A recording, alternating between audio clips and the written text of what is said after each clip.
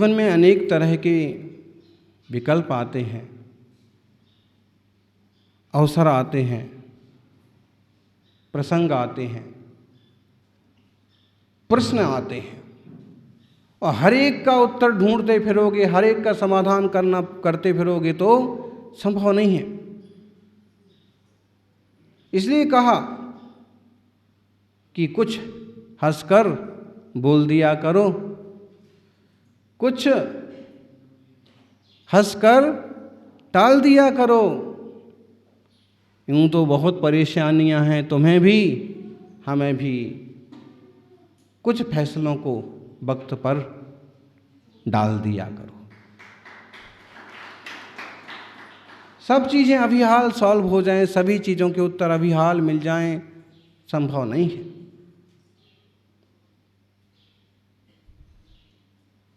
हम हर बात का जवाब देने के लिए तैयार हो जाएं, समस्याएं और बढ़ जाएंगी।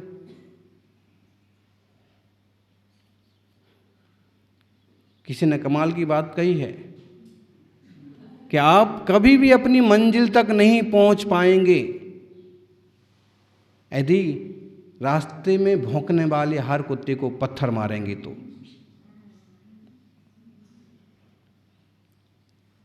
हर व्यक्ति को जवाब देंगे तो कभी भी नहीं पहुंच पाएंगे। आप अपनी मंजिल को जाएंगे तो रास्ते में भौंकने वाले मिलेंगे, और तुम हर एक को पत्थर मारने की कोशिश करोगे तो कितनों को मारोगे?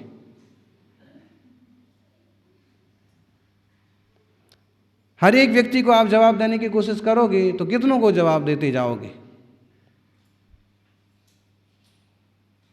इसका मतलब है कि आपका उद्देश्य अच्छा है, आपकी मंजिल अच्छी है, तो आप सिर्फ चलते रहो, कोशिश करते रहो। बाकी जो बहुत ज़रूरी है उसका जवाब दो, उस पर विचार करो। साधना के क्षेत्र में भी जो बहुत उपयोगी है, बहुत ज़रूरी है, वही सवाल जवाब, वही चर्चा वार्ता।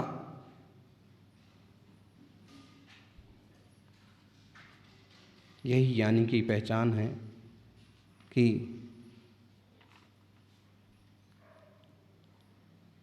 वह व्यर्थ के प्रलाप में उलझता नहीं है। यहाँ आचार्य कुंद स्वामी कहते हैं, चारित्र समारूढ़ो अप्पासु परम नाई है नानी पावैरेण सुहम अणुवमं जाननिच्छया दो। चारित्र समारूढ़ो, जो चारित्र रूपी रस पर समारूढ़ है, जो चारित्रवान आत्मा है, ऐसा ज्ञानी अप्पासु परम नाई है, अपने अलावा कुछ और चाहता नहीं।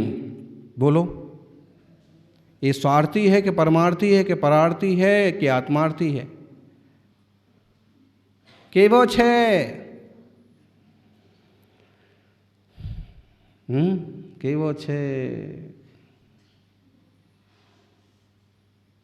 आत्मा जीवो छे, वो जैसा है वैसा है। जो ये बात कही है कि चारित्र में समारूढ़ जो व्यक्ति है वह अपने अलावा कुछ और नहीं चाहता है, और जो कुछ और नहीं चाहता है वह अनुपम शुद्ध निश्चय निर्वाण को शीघ्र ही प्राप्त कर लेता है। उसने जो चाहा सो मिला। जो केवल अपने देह के स्तर पर जीते हैं, अपने शरीर की पूर्ति के लिए इंसानों का भी उपयोग करते हैं, वो कहलाते हैं स्वार्थी। जो जनता की सेवा के लिए, औरों की भलाई के लिए, परिवार की भलाई के लिए काम करते हैं, वे कहलाते हैं परार्थी।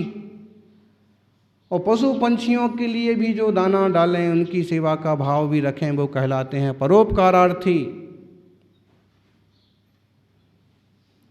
और निज चैतन्य स्वभाव को समझ करके सकल द्वंद्वों के पार स्वरूप दृष्टि करने वाले कहलाते हैं आत्मार्थी। कौन किस स्तर पर है, विचार करना।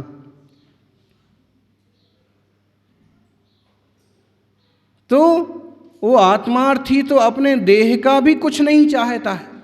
अप्पासु अपने आत्मा में परम ना ये रानी, वो कुछ और चाहता ही नहीं है अपनी आत्मा के अलावा। ना उसे धोती चाहिए, ना दुपट्टा चाहिए, ना रोटी चाहिए और ना लपट्टा चाहिए, ना उसे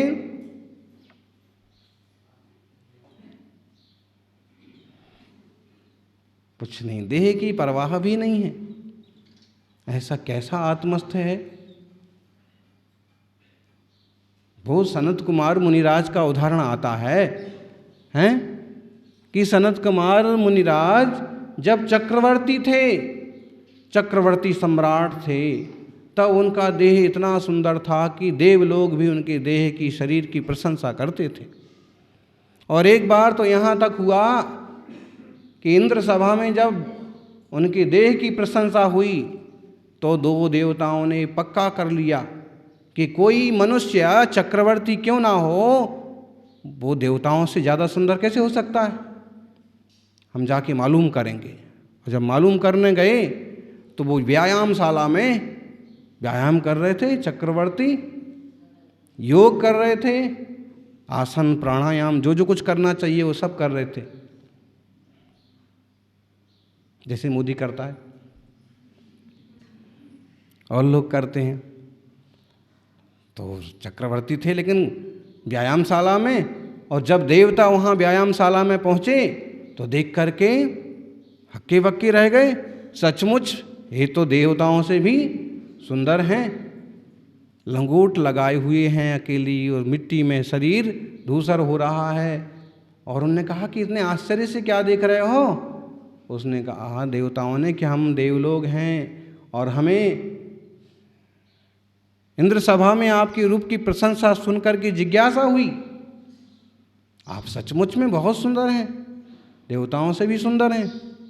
तब कहते चक्रवर्ती बोले, अभी सुंदरता देखी कहाँ है, जब हम सिंहासन पर बैठेंगे, जब हम राज दरबार में बैठेंगे, जब हजारों राजा हमें नमस्कार करेंगे, तब तुम हमारी सुंदरता देखना। जब राजसभा में पहुँचे तो वो लोग भी पहुँचे और कुछ ऐसा मुंह बना लिया कि जैसे उन्हें कुछ कमी महसूस हुई। चक्रवर्ती ने कहा कि भाई क्या बात है, पहले से सुंदरता नहीं है क्या? उन्होंने कहा प्रभु सुंदरता तो है, लेकिन फिर भी एक गिलास पानी मंगाओ।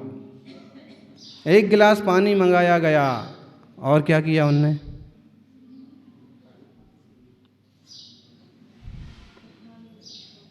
उसमें एक तिनका डुबाया और बाहर निकाल दिया। उन्होंने कहा कि बताओ इसमें कितना पानी कम हो गया। चक्रवर्ती ने कहा कुछ नहीं कम हो गया, जरा सा कम हो गया होगा। तो बस ऐसे ही आपकी सुंदरता भी पहले की अपेक्षा जरा सी कम हो गई। मतलब उत्पाद व्यय ध्रुवात्मक इस संसार में सब चीज़ें धीरे धीरे बदलती जाती हैं। कहते हैं इन बातों से उन्हें वैराग्य हो गया कि इतनी तेजी से सब कुछ बदलता है, मुझे आत्म कल्याण करना चाहिए। अभी देह से इतना मोह था कि व्यायाम भी करते थे, बढ़िया सहजते संवरते भी थे, और अब मुनि बने तो देह पर धागा भी नहीं, ऐसी परम वीतराग दशा। मुनि तो मुनि होते हैं, देह को संभालने वाले थोड़ी मुनि होते हैं।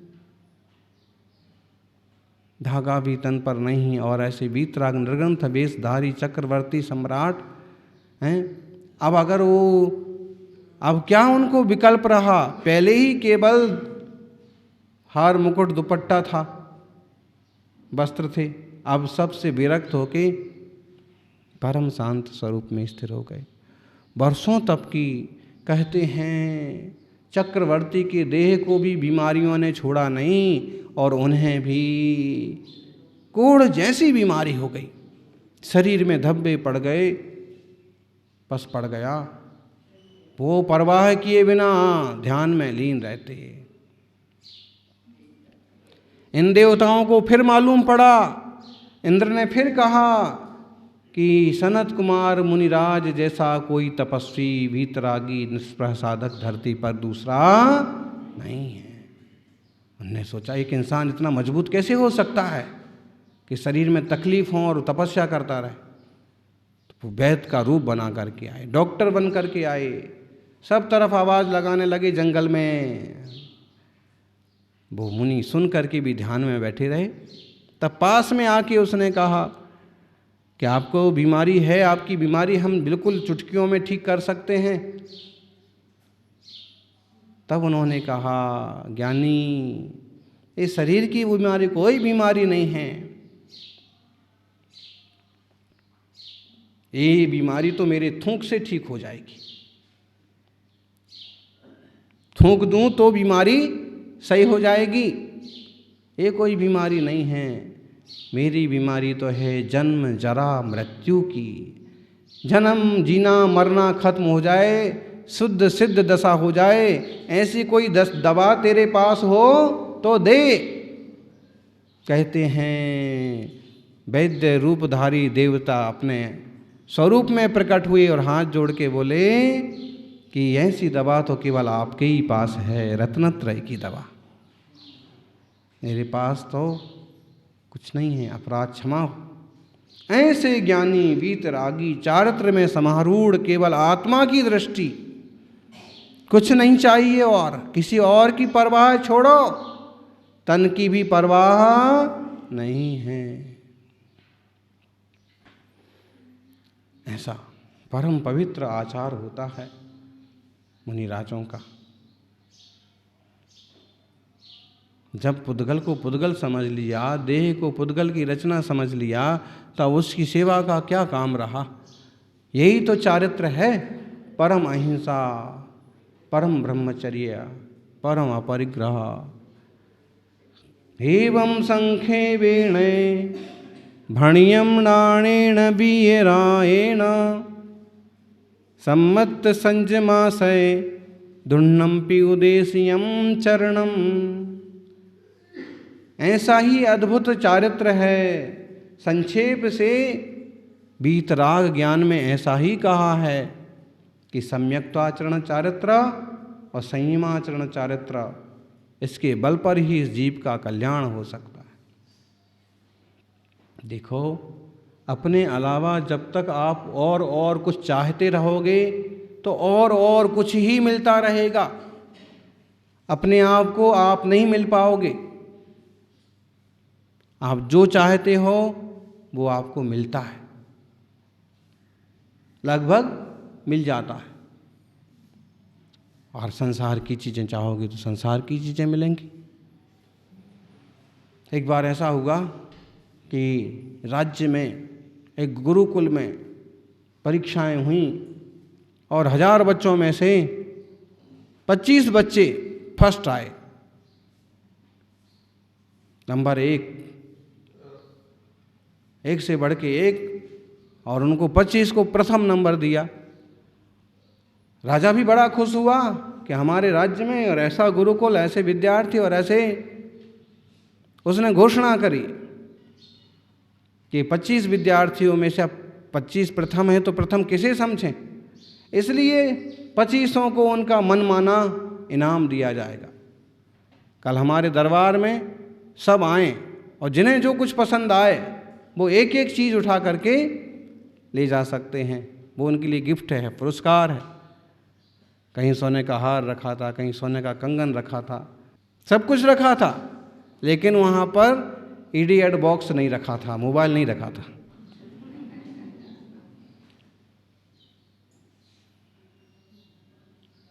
वो होता तो एक साथ इतने सारे प्रथम नहीं आते।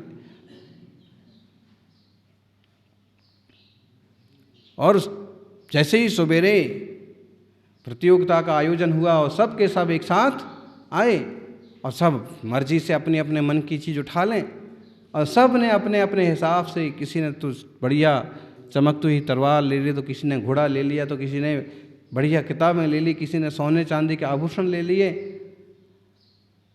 और तब एक किशोर, एक विद्यार्थी जिसने अभी तक कुछ नहीं लिया था और सब ने सब ले लिया, वह धीरे से गया और राजा की गोदी में बैठ गया।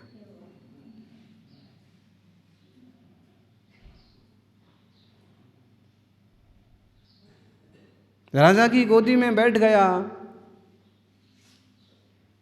मंत्री ने कहा कि क्या वाहियात किस्म की बात है। राजा की गोदी में बैठ गया, जो कुछ चाहिए वो ले ले, गोदी से बाहर बैठ। तो उसने कहा कि मंत्री जी, राजा साहब का अनाउंस है कि जिसको जो कुछ चाहिए वो ले सकता है। सब ने अपने अपने मन की चीज़ ले ली, लेकिन मैंने राजा को ले लिया। मैंने राजा को लिया। अब चाहे तो राजा साहब अब मुझे अपना मान लें, वे मेरे बन जाएं, और ना चाहें तो मना कर दें। योग संयोग की बात, राजा बुद्धिमान भी था और उसके यहाँ कोई संतान भी नहीं थी। राजा ने कहा कि बिल्कुल, ये बात हमने कही थी कि जिसे जो चाहिए वो ले ले। और ये सबसे होशियार विद्यार्थी है कि आजू बाजू में पड़ी हुई कीमती चीज़ों को बजाय इसने राजा को ही चुनना पसंद किया। मुझे ही इसने ले लिया, तो अभी से जो कुछ चाहिए वो मुझे देना पड़ेगा। इसलिए आज से यह हमारा बारिश होगा। एक ही चीज मिलना है आपको। आप चाहो तो दुनियादारी को पकड़ो, और आप चाहो तो संसारी जन, एक एक दो दो चीज मिलना है तो कोई पत्नी को पकड़ता है, कोई कुर्सी को पकड़ता है, कोई नेतागिरी को पकड़ता है, कोई दुकान को पकड़ता है, कोई पद को, प्रतिष्ठा को पकड़ता है। और इन सब को पकड़ करके छोटी छोटी पाते हैं चीज, और जो सीधा भगवान को पकड़ लेते हैं, अपने आत्मा को पकड़ लेते हैं, वो सब कुछ पा लेते हैं। इसलिए ज्ञानी की दृष्टि केवल अपने पर होती है, और अपने स्वरूप को प्रकट किया तो अनंत गुणों का गोदाम, निज ज्ञान घन भगवान आत्मा प्रकट हो जाता है। जो भाव पाहुड़ ग्रंथ मैंने कहा है, कुंद कुंद स्वामी ने कहा है, चरण पाहुड़, इसको जो अच्छी तरह से भाता है, सुनता है, समझता है, वो चारों गतियों से मुक्त हो करके अपुनर्भाव को प्राप्त करता है। सम्यक्त्वाचरण को समझा, स्वरूपाचरण को समझा, संयमाचरण को समझा, और तद्रूप आचरण किया। बड़ा अद्भुत मार्ग है जिन शासन का मार्ग। और इस तरह का अद्भुत आचरण किया उसने, केवल अपने आप को पाने का प्रसार्थ किया, तो ये हुआ कि चार गति नहीं मिलेंगी, कि उसने चार गति को पाने की कोशिश ही नहीं करी कि मैं देव बनूं, मैं त्रियंच बनूं, मैं नारकी बनूं, मैं मनुष्य बनूं, मैं राजा बनूं। ये संकल्प विकल्प छोड़ करके मैं केवल शुद्ध चैतन्य आत्मा हूँ और मैं परमात्मा, आत्मा से परमात्मा बनूं, ऐसी उसकी अवधारणा है, ऐसी उसकी भावना है। इसलिए चारों गतियों से 84 लाख योनि से मुक्त होकर के क्या बनता है? कौन बनता है?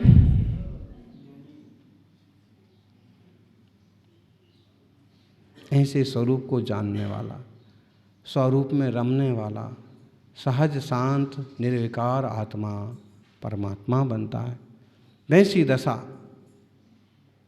वैसी पवित्र गति सबकी हो, ऐसी मंगल भावना। जय बोलिए महावीर भगवान की, स्वामी तीर्थंकर भगवान की।